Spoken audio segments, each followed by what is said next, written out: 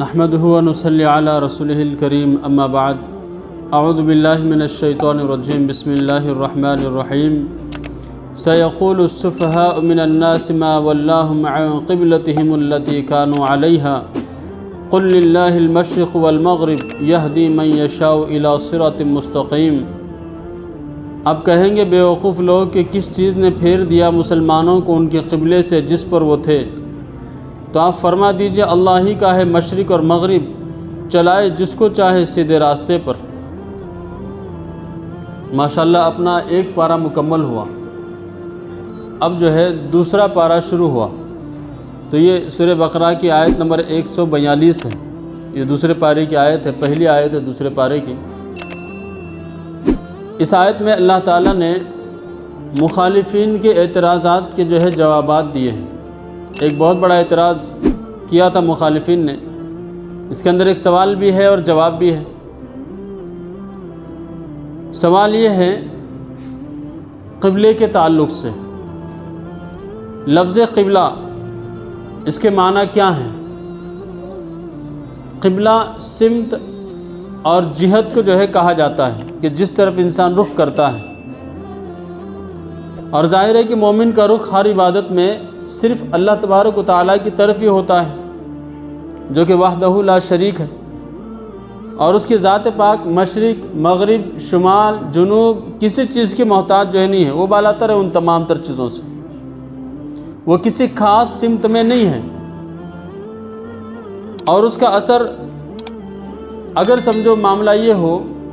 کہ جو سمت اللہ نے متعین کی ہے، خانہ کعبہ کو تمام تر مسلمانوں کے لیے متعین کیا گیا کہ ایک ہی طرف رخ کر کے جو ہے نماز پڑھا جائے، تو اگر سمت ایک ہوگی تو عبادت کرنے میں آسانی ہوگی، کیونکہ عبادتیں جو ہے کئی طرح کی ہیں، ایک اجتماعی عبادت ہے اور دوسری انفرادی عبادت ہے۔ انفرادی عبادت ہے جیسے ذکر و سلوک ہے، یہ انفرادی عبادت ہے، روزہ ہے وہ بھی انفرادی عبادت ہے۔ اب اجتماعی عبادت جیسے حج ہے اور نماز ہے۔ حج میں لباس اور عمل وہاں پر ہوتا ہے، تمام ارکان ایک ہی دن ادا کیے جاتے ہیں، سب کا لباس بھی ایک ہوتا ہے، اور نماز جو ہے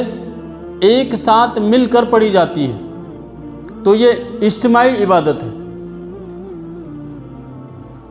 تو اسی کی طرف اللہ تعالیٰ نے ارشاد فرمایا، اشارہ بھی فرمایا کہ یہ جو اجتماعی عبادت ہے،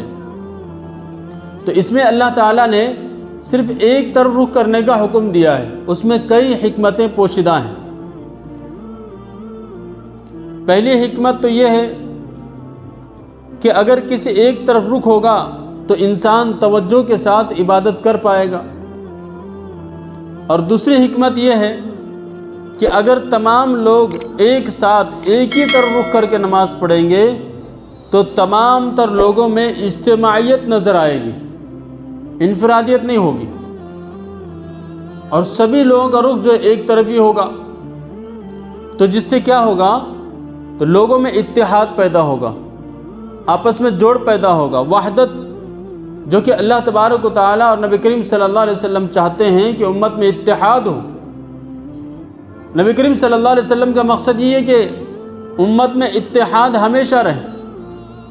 تو نماز میں ہمیں وہ اتحاد دیکھنے کو ملتا ہے کہ لوگ صفیں بنا کر کھڑے ہو جاتے ہیں، سب آزو بازو میں کھڑے ہیں اور سب کا رخ جو ہے ایک طرف ہے نا۔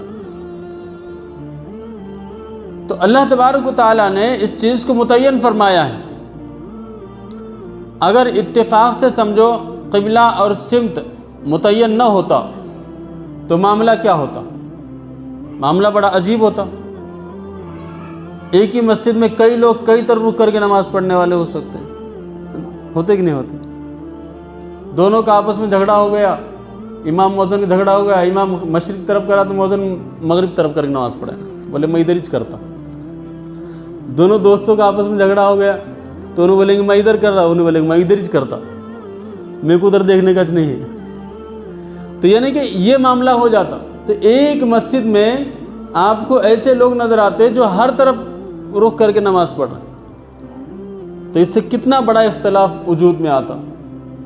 تو اس لیے اللہ تبارک و تعالیٰ نے جہت متعین فرمائی کہ ایک جہت کی طرف کیا ہے، رخ کر کے نماز پڑھیں۔ جب ایک جہت ہوگا تو آپس میں اتحاد بھی ہوگا، خشوع خضوع بھی ہوگا، اور تمام تر مقاصد جو ہے حاصل ہو جائیں گے۔ اب یہاں پر یہ تو سمت کا معنی ہے، قبلے کے کیوں متعین کیا گیا ایک طرف اس